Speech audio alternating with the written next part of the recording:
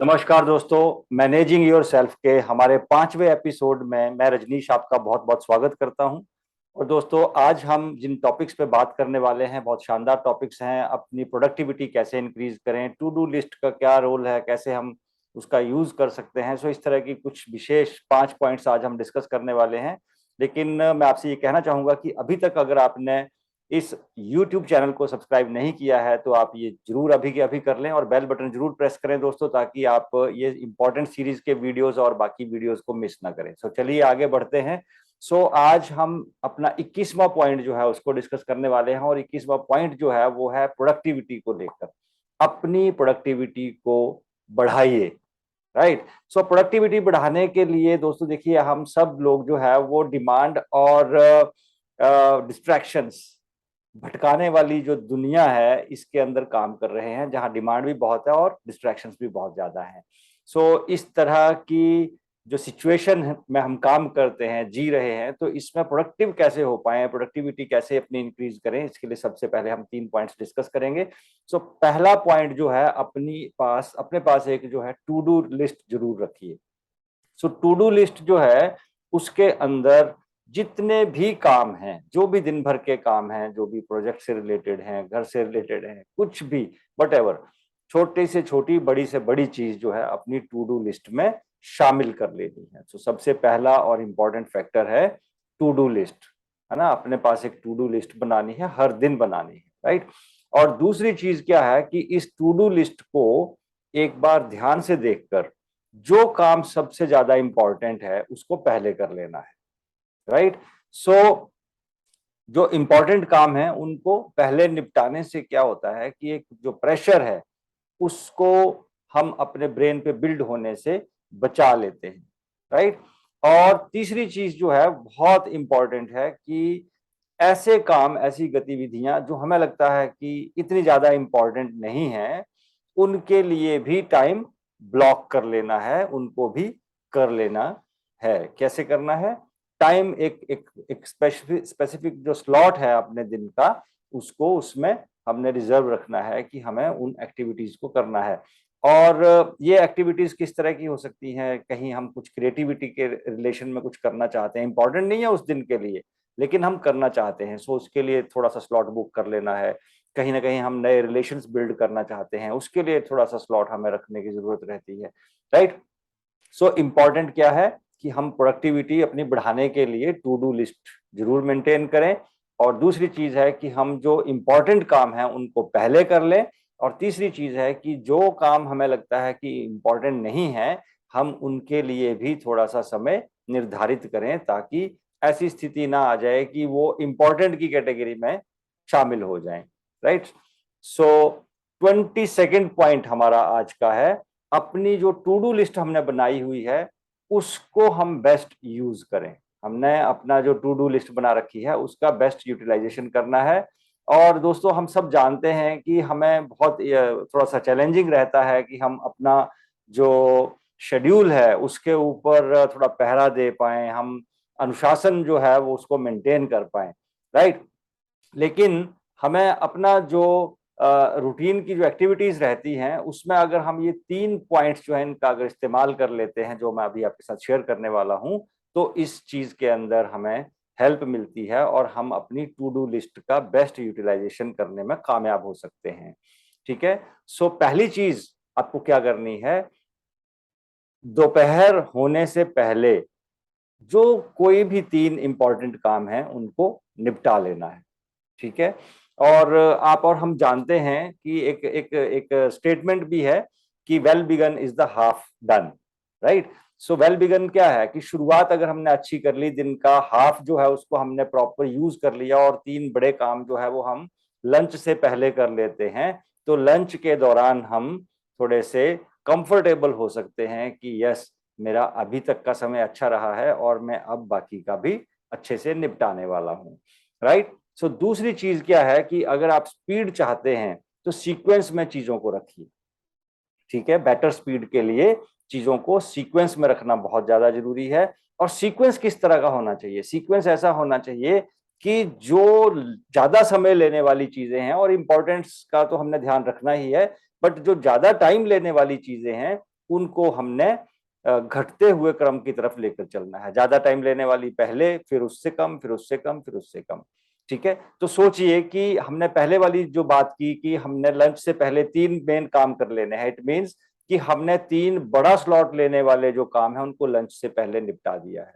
It means कि जैसे जैसे शाम नजदीक आएगी तो हमारे पास छोटे छोटे जिन कामों में कम समय लगने वाला है वो काम बचेंगे और हम मेंटली प्रेशराइज्ड नहीं रहेंगे।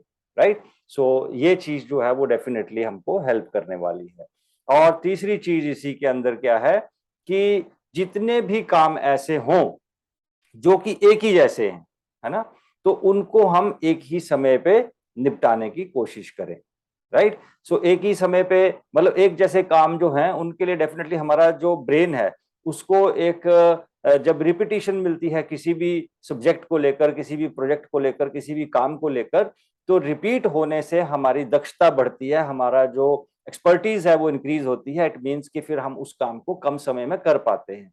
तो सीक्वेंस के अंदर अगर हम इस चीज का ध्यान रखते हैं कि एक जैसे कामों को हम एक ही समय पर निपटाने की कोशिश कर रहे हैं, तो डेफिनेटली हमारी जो दक्षता इंप्रूव हो रही है, जो हमारी एक्सपर्टीज इंप्रूव हो रही है, उसके चलते कहीं ना कहीं हम टाइम भी सेव करने में कामयाब हो जाते हैं। सो ये 3 पॉइंट जो है डेफिनेटली हम सबके काम आने वाले हैं माय डियर फ्रेंड्स। चलिए आगे बढ़ते हैं। 23rd पॉइंट जो है वो क्या है कि कितना किया, इससे ज्यादा जरूरी है कितना बेहतर किया, है ना। मतलब वॉल्यूम या वैल्यू, किस चीज पे ध्यान देना चाहिए। सो हमने वॉल्यूम की बजाय अगर हम वैल्यू के ऊपर ध्यान दें तो डेफिनेटली हमारे जो रिजल्ट हैं वो बेहतर साबित हो सकते हैं। ठीक है, सो दोस्तों बहुत सारी जो एनालिसिस हुए हैं उनके चलते ये मालूम पड़ा है कि मल्टीटास्किंग जो है उससे एक एवरेज किस्म के रिजल्ट मिलते हैं। राइट, सो एक आपने कहावत भी सुनी है ना कि master of all jack of none, है ना। सो बहुत सारे काम जो है वो अगर हम एक ही टाइम पर निपटाने की कोशिश करते हैं, कुछ इसी तरह के रिजल्ट भी वहां पर मिलने के बहुत ज्यादा चांसेस रहते हैं। लेकिन इसका मतलब ये भी नहीं है कि हम मल्टीटास्किंग का ध्यान ना रखें, लेकिन हम इसके अंदर ये जरूर चेक करने की कोशिश करें कि जो काम मैं करने जा रहा हूं उससे वैल्यू क्या क्रिएट होने वाली है, वो कितना महत्वपूर्ण बनने वाला है ना, कितना ज्यादा होने वाला है। इसके ऊपर हम फोकस्ड होकर अपने किसी भी जो प्रोजेक्ट है, जो काम है, उसको हम ज्यादा उसके ऊपर ध्यान ना देकर आगे बढ़ें। ठीक है, और देखिए हमारी जो टू डू लिस्ट है ना, उसके अंदर भी हम उन फैक्टर्स के ऊपर, उन कामों के ऊपर ध्यान दें जिनसे वैल्यू इंक्रीज होती हो, जिनसे वैल्यू बढ़ती हो। ठीक है, और वॉल्यूम को हम वहां पर भी बहुत ज्यादा स्थान ना दें। सो दोस्तों जो टू डू लिस्ट है उसमें ऐसे काम जो वैल्यू क्रिएट करते हैं, जो इंपॉर्टेंट होते हैं, उनको अगर हम करते जाएं और ऐसे काम जो हर बार उस लिस्ट के अंदर शामिल नहीं हो पा रहे हैं, तो एक स्टेज ऐसी आ जाती है जब ये सोचना इंपॉर्टेंट है कि जब हर बार इनका नंबर वहां नहीं पड़ रहा है तो इनको यहां रखना ही क्यों है। तो ऐसे चीजों को हम स्ट्राइक ऑफ कर सकते हैं, जैसे कि रिक्रिएशन इज इंपॉर्टेंट लेकिन टीवी देखकर ही रिक्रिएशन हो, दैट इज नॉट इंपॉर्टेंट, उसको स्ट्राइक ऑफ किया जा सकता है ना। सो अपना अपना टेस्ट हो सकता है दोस्तों, बट चलिए आगे चलते हैं। और पर्सनल मैनेजमेंट जो है हमारी, उसके अंदर देखिए ग्रोथ माइंडसेट का विकास होना बहुत ज्यादा जरूरी है ना। हमारे को एक ग्रोथ माइंडसेट जो है उसको लेकर चलने की जरूरत लाइफ में बहुत ज्यादा रहती है। ठीक है, हम कोई भी जो काम होता है उसके ऊपर हमारा जो बहुत सारा टाइम, बहुत सारी एनर्जी हम कंज्यूम करते हैं, क्यों करते हैं, ताकि हम उसमें सक्सेसफुल हों, हम फेल ना हो। पर parallelly my dear friends, failure जो है वो भी लाइफ में हमको बहुत सारा तजुर्बा देता है। राइट, सो फेल्योर से हमने डरना नहीं है, लेकिन हमने ग्रोथ माइंडसेट जो है उसको लेकर चलना है। और हमने जो है जिन चीजों को हम कर सकते हैं सिर्फ उन्हीं को हम करते रहें, ये चीज दिमाग से बाहर रखनी है। ठीक है, क्योंकि जो आप कर सकते हैं वो तो कर ही जाएंगे, लेकिन अगर चैलेंज थोड़ा सा हट कर लेते हैं, कुछ ऐसा करने का, कुछ बड़ा करने का डिसीजन लेते हैं कि जो जो आपको लगता है कि शायद आप नहीं कर पाएंगे, लेकिन फिर भी आप उसको करने का एक डिसीजन लेते हैं, तो हो सकता है कि उसमें बहुत एनर्जी, बहुत कुछ लगाने के बावजूद आप कामयाब ना हो।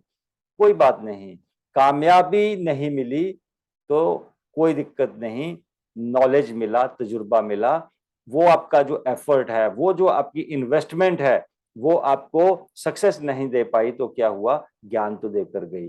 सो डियर फ्रेंड्स, ग्रोथ माइंडसेट लेकर चलना है और नेक्स्ट लेवल के बारे में सोचते हुए आगे बढ़ने के बारे में सोचना है, नेक्स्ट लेवल का गोल लेकर आगे चलना है। सो आज के लिए हमारा 25वां पॉइंट जो है डियर फ्रेंड्स, वो ये है कि लाइफ में डेफिनेटली लॉन्ग टर्म गोल होने चाहिए, लेकिन शॉर्ट टर्म गोल्स जो है उनको थोड़ी सी प्रायोरिटी देनी है, क्योंकि शॉर्ट टर्म गोल्स जो हैं वही हमें लॉन्ग टर्म गोल्स की तरफ लेकर जाते हैं। ठीक है, सो हमारा जो सक्सेस के लिए जो हम एक ऊंची उड़ान लेना चाहते हैं, उसके लिए जरूरी है कि हम शॉर्ट टर्म गोल्स डेफिनेटली लें, और ये 3-4 पॉइंट्स हैं जिनको हम डिस्कस करेंगे। उसके साथ साथ जो है हम अपना जो इन गोल्स के ऊपर आगे बढ़ने का जो एक सपोर्ट है वो हम अपने लिए क्रिएट कर सकते हैं। सो सबसे पहली चीज क्या है कि आपकी जो स्ट्रेंथ है उसको पहचानिए। राइट, देखिए ऐसा होता है कि जब हम कैरियर की शुरुआत करते हैं, ठीक है, तो हमारे को थोड़ा सा ज्यादा सीखना पड़ता है, थोड़ा सा हम जो जो जो एरियाज हमारे वीक हैं उनके ऊपर हमें काम करने की जरूरत रहती है, सीखने की जरूरत रहती है।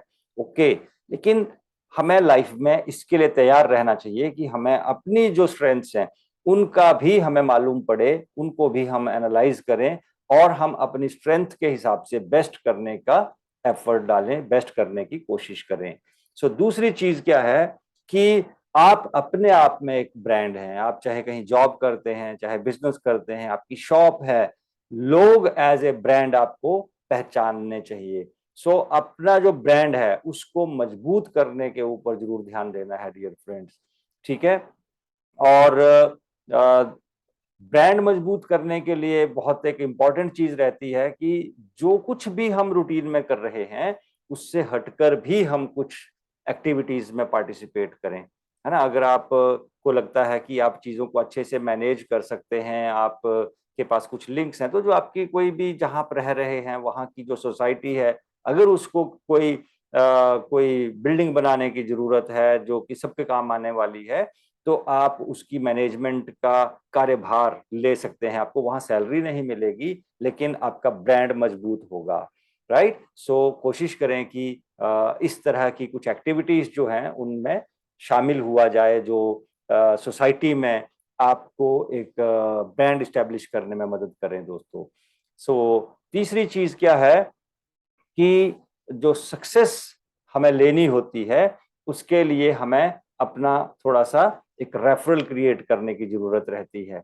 ठीक है, सो आपको हमें ये कोशिश करनी है कि हम अपने आप को उन लोगों के बीच में घिरा हुआ पाएं, ऐसा हम कुछ करते रहें कि वो लोग जो हमारे काम आ सकें, जो लोग हमारी ग्रोथ का एक सपोर्ट बन सकें। राइट, सो ऐसा करने के लिए जरूरत किस चीज की रहती है दोस्तों? लोग जो है वो सबसे पहले विश्वास पात्र व्यक्ति की तलाश में रहते हैं, ऐसा व्यक्ति जिसके ऊपर भरोसा किया जा सके, है ना। और भरोसा जो है वो रिलेशन से ही बिल्ड होता है। तो हमें क्या कोशिश करनी है कि हम अपनी रिलेशनशिप जो है उसको दूसरे लोगों के साथ मजबूत बनाएं, उनके काम आए, उनके साथ मिलकर चलें, और उसके माध्यम से हम जो है अपने आप को एक रेफरल के बेसिस पे हम स्टेब्लिश कर पाए। सो माय डियर फ्रेंड्स, मुझे उम्मीद है कि आज के ये 5 पॉइंट डेफिनेटली हम सबके काम आने वाले हैं। हम इनके ऊपर काम करेंगे, आगे बढ़ेंगे, और अगले हफ्ते हम फिर मिलेंगे इसी तरह के इस वीडियोस जो सीरीज चल रही है इसके नेक्स्ट वीडियो में। सो दोस्तों, अभी मैं आपसे यही कहना चाहूंगा कि इस वीडियो को ज्यादा से ज्यादा शेयर करें, लाइक का बटन जरूर प्रेस करें, और यूट्यूब चैनल जो है इसको आप जरूर सब्सक्राइब करें। Thank you so much. अगले हफ्ते तक आप अपना ध्यान रखिए। नमस्कार, धन्यवाद, जय हिंद।